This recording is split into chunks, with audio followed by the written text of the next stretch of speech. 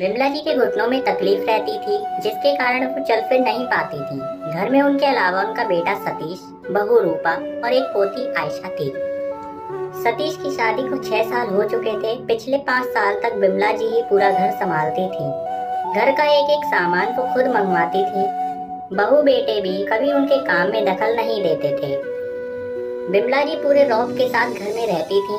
सतीश और रूपा पर पूरा कंट्रोल रखती थी। कहाँ जाना है, आज घर में क्या बनेगा, घर में कितना राशन आएगा। साथ ही सतीश की सारी सैलरी का हिसाब भी वे अपने पास ही रखती थी।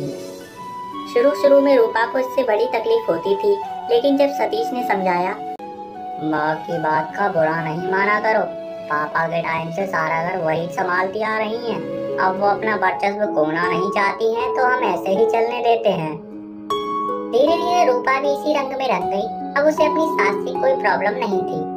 वह किचन का काम संभालती, उसमें भी विमला जी अपनी पसंद का खाना बनवाती थी। कुछ दिन बाद रूपा अपने आप को फ्री मानने लगी कि सारी जिम्मेदारी तो माँ जी उठा ही रही है। लेकिन अभी 1 साल पहले उनकी अचानक तबीयत खराब हो गई। 1 महीने तक बिस्तर पर पड़ी रही। हाँ, मैंने आपको दवाई दी थी, आपने पी ली कि नहीं पी अभी? अरे बेटा, अभी नहीं पी लूंगी, थोड़ी देर रुक जा। नहीं माँ, आपको अभी पीनी होगी। अगर आपको अपनी तबीयत का ख्याल है तो जल्दी से पी लीजिए। हाँ बेटी, पी रही हूँ, ज्यादा जल्दी मत कर। मैंने अभी हलवा खाया है तो मेरे पेट में इतनी भी जगह नहीं है कि मैं पी लूँ थोड़ी सी दवा। अच्छा ठीक है माँ, मैं भी जा रही हूँ, लेकिन जब मैं आऊँ तो मुझे खाली होनी चाहिए पानी की बोतल और वो गिलास। हाँ बेटी ठीक है। वैसे तू कितनी अच्छी है, मेरी बहू बहुत अच्छी है, सच बताऊं तो। क्यों भला माँ? अरे बेटी, आजकल ऐसे कौन परवाह करता है दूसरे लोगों की। ओहो माँ, मैं आपकी बहू हूँ, भूलो मत। हाँ बेटी, बहू हो तभी तो मैंने कहा है। यदि माँ हम आपकी परवाह नहीं करेंगे तो फिर कौन करेगा आपकी परवाह? आपको जल्दी सही भी तो होना है और फिर हमें आशीर्वाद भी तो देते रहना है ना, इसीलिए। अरे बेटी, मेरे आशीर्वाद तो हमेशा तुम्हारे ही साथ हैं और हमेशा रहेंगे। ऐसे ही देती रहिए आशीर्वाद हमें। वैसे माँ आप इस पे क्यों बैठी हो, सोफे पे बैठिए ना। अरे वो बेटी, मेरे दर्द हो रहा था तो मैंने सोचा थोड़ी सी एक्सरसाइज कर लूं, तभी तुम आ गई, तो फिर मैंने तुमसे बातें करनी शुरू कर दी। अच्छा माँ, आपकी आवाज वैसे थोड़ी थोड़ी अब ठीक होती जा रही है। हाँ बेटी, सब तुम्हारे ही दिए हुए सिरप का कमाल है ये। तो आप दवा जल्दी से पी लीजिएगा, मैं जा रही हूँ, मुझे और भी बाकी के काम है, ठीक है? हाँ बेटी, तू चली जा बेफिक्र होके, मैं पी लूंगी। और मुझे किसी भी चीज की जरूरत होगी तो मैं जरूर तुम्हें बुला ही लूंगी। ठीक है माँ, मैं जा रही हूँ। वैसे बेटी, मुझे तुमसे एक बात बोलनी थी। बोलिए ना माँ, आप किस चीज की राह देख रही हो? बेटी, मुझे गाजर का हलवा खाने का मन कर रहा है, बना दोगी क्या? अरे माँ, इसमें भी कैसी बात, मैं बना दूंगी आपके लिए हलवा। आपने मुझे पहले क्यों नहीं बताया, नहीं तो मैं अब तलक तो बना के आपको खिला भी देती। अरे तो बेटी अब बना देना। ठीक है माँ, मैं बना रही हूँ अभी। अगला महीना शुरू हुआ तो हर बार की तरह सतीश अपनी सैलरी लेकर माँ के पास आया। विमला जी ने बहू को बुलाकर कहा, अरे अब यह तुम रखो, मुझसे अब कुछ नहीं हो पाएगा, इस घर की भागदौड़ तुम ही संभालो। यह सुनकर रूपा बोली, नहीं माँ जी, सब कुछ आप ही संभालेंगे। अब बैठे बैठे बस काम बताती जाइए, हम करते जाएंगे जैसे पहले करते थे। यह सुनकर सतीश को बहुत आश्चर्य हुआ कि कुछ साल पहले तो यह घर की भागदौड़ संभालने के लिए उससे झगड़ रही थी, अचानक इसे क्या हो गया। विमला जी बोली, लेकिन बहू कल मुझे कुछ हो गया तब भी तो तुम ही संभालोगी ना। रूपा ने कहा, नहीं माँ जी, आपको कुछ नहीं होगा, आप ही संभाल रही हैं, आप ही संभालोगी। उस दिन से विमला जी का स्वभाव बदल गया। उन्हें बहू के रूप में बेटी नजर आने लगी। पहले वो सारा कुछ अपने हाथ में इसीलिए रखना चाहती थी कि कहीं मेरे बेटे बहू मेरे ऊपर जुल्म न करने लगे, कहीं बेटा आंखें न बदल ले, कहीं मुझे घर से ही न निकाल दे। रूपा पहले की तरह ही माँ जी की पसंद की सब्जी बनाती थी। घर का सामान वो खुद लेने जाती, लेकिन आकर एक एक पैसे का हिसाब अपनी सास को देती। बाकी बचे हुए पैसे भी उन्हें दे देती।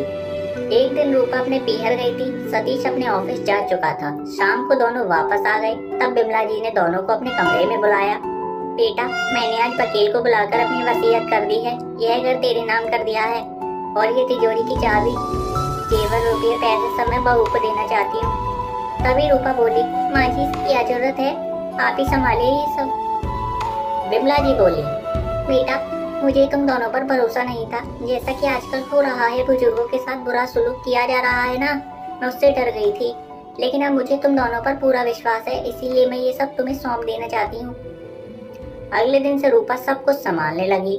बिमला जी निश्चिंत होकर अपने कमरे में बैठी रहती थी। लेकिन उन्हें यह देखकर और भी आश्चर्य हुआ कि उनकी बहू आज भी उनकी पसंद का खाना उनसे पूछकर बनाती है।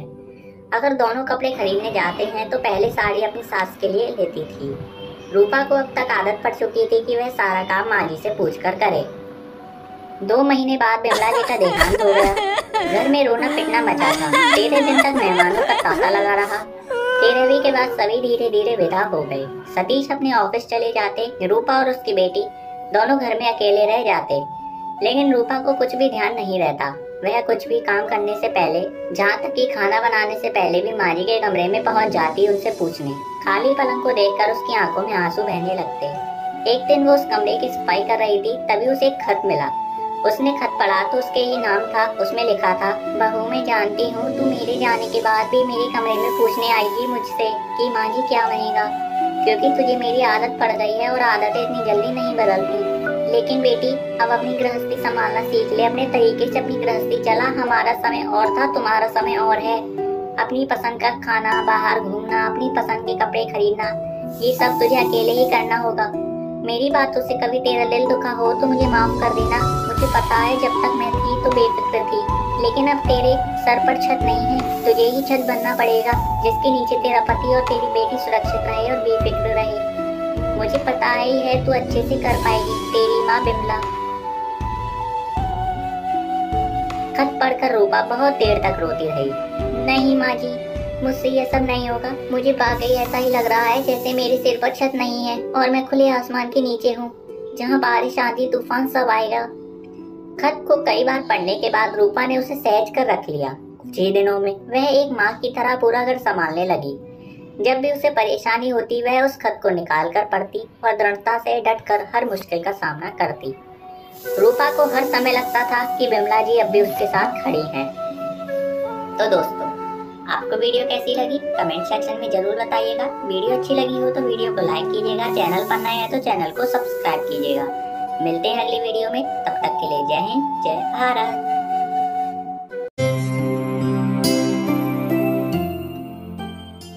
चटपटी सब्जी गर्मियों की दोपहर थी और छोटे से गांव में हर किसी के घर से तरह तरह की सब्जियों की खुशबू उठ रही थी। हर दिन की तरह आज भी मीना अपनी माँ के साथ रसोई में मदद कर रही थी। उनकी माँ का खाना पूरे गांव में मशहूर था, खासकर उनकी बनाई हुई चटपटी सब्जी। आज मीना की माँ ने मीना को कहा, आज तुम सब्जी बनाओगी, मैं देखूंगी कि मेरी बेटी में कितना हुनर है। हाँ माँ, बना दूंगी, इसमें क्या बात है। हाँ हाँ, देखेंगे तुम कितना अच्छा बनाती हो खाना। अरे माँ, मुझे हल्के में मत लीजिए, मैं आपकी जैसा खाना बनाती हूँ। अरे मैं कैसे मान लूँ कि तू बढ़िया खाना बनाती है। मैंने क्या तेरा हाथ का खाना कभी खाया है? अरे तो माँ, नहीं खाया है तो आज खा के देखिएगा और फिर मुझे बताइएगा कैसा लगा खाना। हाँ हाँ देखूंगी बेटी, ज्यादा ओवर स्मार्ट बनने की जरूरत नहीं है। वो तो मैं हूँ माँ, इसमें कहने की कोई बात है नहीं है। जैसे तेरा ये ताज चमक रहा है सिर पे, ऐसे ही खाने की खुशबू भी चमकनी चाहिए, ध्यान रखियो। ठीक है माँ, ज्यादा बकवास करने की जरूरत नहीं है। मैं बनाने जा रही हूँ सब्जी और आप देखिएगा उंगली चाटती रह जाएंगी।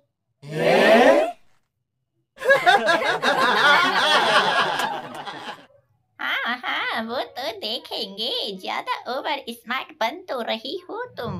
मैंने आपसे पहले भी बोला था ओवर स्मार्ट तो मैं हूँ ही, बार बार कहने की क्या जरूरत है। मेरा हौसला गिराने की जरूरत है तुमको, है ना। नहीं बेटा, मेरा मन नहीं है हौसला गिराने को। मैं तो देखना चाहती हूँ तुम बोलोगी क्या क्या। हो गया आपका, अब ज्यादा मत बोली। अब मैं सब्जी बनाने जा रही हूँ, आप बस हाथ रेडी रखिए खाने के लिए। ठीक है बेटा, देखते हैं। मीना पहले तो घबराई लेकिन फिर जोश में बोली, उसने रसोई में रखी सभी मसालों और सब्जियों को ध्यान से देखा। आलू, बैंगन, टमाटर और धनिया सब ताजे थे। उसने सब्जियों को काटना शुरू किया और अपनी माँ के बताने पर मसाले तैयार किए।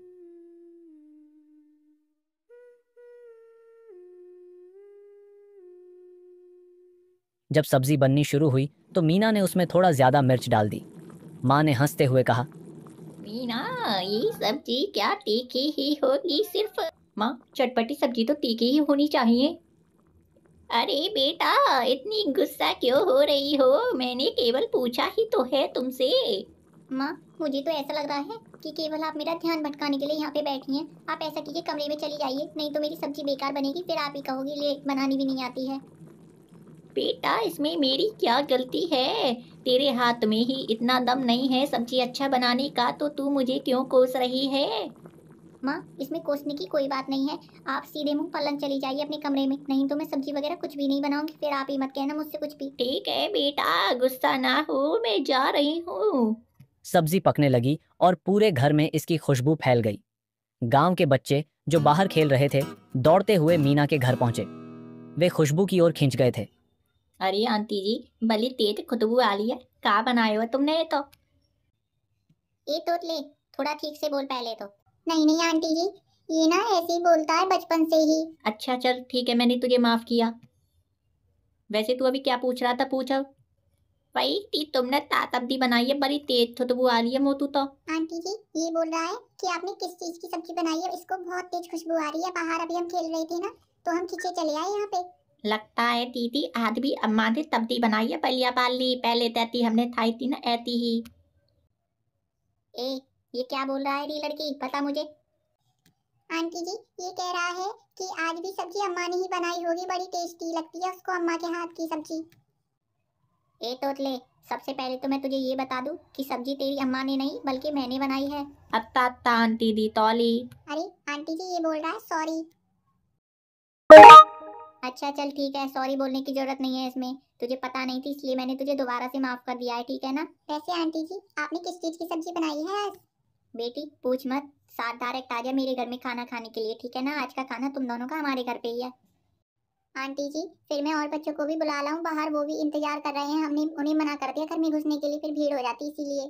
ठीक है, जा बुला लाओ। दे आंटी कितनी बलियां हैं, बलियां हैं, बलियां हैं आंटी कितनी बलियां हैं। मीना ने सबको खाने पर बुलाया। जब सबने पहला निवाला खाया तो उनकी आंखों से आंसू निकल आए, लेकिन चेहरे पर मुस्कान थी। सबने कहा, वाह, मीना की सब्जी तो कमाल की है। मीना की माँ ने गर्व से कहा, आज से मेरी बेटी भी एक बेहतरीन रसोइया बन गई है। देख लीजिए माँ, मैंने आपसे पहले ही बोला था, बहुत टेस्टी बनाती हूँ। वैसे बेटी तूने सीखा कैसे? माँ, जब भी आप खाना बनाती थी ना तो मैं पीछे से आपको देखती थी आप क्या क्या डालती है खाने में। ओह अच्छा, अब समझ में आया, मेरी बिल्ली मुझसे ही मियाऊ। ओ माँ, ये क्या बोल रही हूँ मुझसे बिल्ली? मैं बिल्ली हूँ क्या कोई? अरे ना समझन, मैं तुझसे बिल्ली नहीं बोल रही हूँ, बल्कि ये एक मुहावरा है। ए माँ, मैंने सब्जी बनाई है ना कि कोई मुहावरा। सबसे पहले तो ये सुन लीजिए, आप खानी है तो खाइए सब्जी, नहीं तो मत खाइए। बेटी मैंने तो पेट भर के खा ली है सब्जी, और मैं तेरी तारीफ कर रही हूँ ना कि तेरी बेइज्जती। अच्छा, आप मेरी तारीफ कर रही हैं? ठीक है, मैं आपसे अब कुछ नहीं कह रही हूँ। हाँ बेटी, तूने बड़ी ही स्वादिष्ट सब्जी बनाई थी, चटपटी। ठीक है माँ, अब मेरी ज़्यादा तारीफ मत कीजिए, नहीं तो फिर मैं कभी भी नहीं बनाऊंगी सब्जी। ओह अच्छा, तू तो बड़ी चालू है री। हाँ माँ, सब आप ही से चीज सीखी है मैंने चालाकी। चल ठीक है, तू बड़ी अच्छी है। उस दिन से मीना की चटपटी सब्जी पूरे गांव में।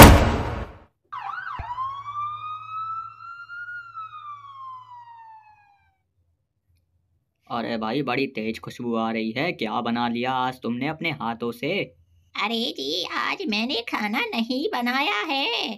क्या बात कर रही हो? मुझे बहुत तेज भूख लग रही है और ये खुशबू तो मुझे बहुत ज्यादा लाजवाब लग रही है। अरे मेरे कहने का मतलब है कि खाना तो बनाया है, लेकिन मैंने नहीं बनाया है। तो किसने बनाया है? हमारे घर में और कौन आ गया है नया खाना बनाने वाला? तुम्हारी ही लाडली बेटी है जिसने खाना बनाया है आज का। अच्छा जी, तो फिर मुझे नहीं खाना है उस लड़की के हाथ का खाना। मुझे पता है उसने एक बार बनाया था, बड़ा ही बुरा बनाया था। नहीं नहीं जी, अब तो बड़े बड़े ही स्वादिष्ट थी बनाती है वह खाना। मैंने उसके हाथ का खाना खाया था, बड़ा ही स्वादिष्ट था। और ऊपर से कुछ गली के बच्चे भी आ गए थे, उन्होंने भी उसकी बड़ी ही तारीफ की थी। अच्छा, तो तुम कह रही हो तो लगता है अच्छा ही बनाया होगा फिर तो। हाँ हाँ, बड़ा ही लाजवाब खाना था। ऐसा लग रहा था कि बार बार खाती रहूं खाती रहूं खाती रहूं, लेकिन क्या करूं, पेट भर गया था ना। अच्छा अच्छा, लगता है मुझे भी अब खाना ही पड़ेगा। तुम्हारी बातों से ऐसा लग रहा है कि बड़ा ही स्वादिष्ट होगा खाना। चलो तो तुम ऐसा करो कि खाना परोसो, जब तक मैं इस थैले को अंदर रख कर आता हूँ तिजोरी में। ठीक है, रखे आओ ना, कोई चोरी कर रहा तुम्हारे इस बटुए को। लो तो फिर मैं यहीं रख देता हूँ, मुझे क्या है। हाँ हाँ, यहीं रख दो, मैं तुम्हारे लिए खाना लाती हूँ, स्वादिष्ट स्वादिष्ट। हाँ हाँ, ज्यादा मत बोलो अब। स्वादिष्ट स्वादिष्ट, मेरा मन ललचा रही है, बार बार बोल रही है, ला कहीं नहीं रही है तू। अरे जी, नाराज ना होइए, ला रही हूँ ला रही हूँ। अब लोग कहते थे, अगर मीना की चटपटी सब्जी नहीं खाई तो जिंदगी का असली स्वाद नहीं चखा। संदेश: छोटी छोटी चीज़ों में छुपी मेहनत और प्यार किसी साधारण से काम को भी खास बना सकती है।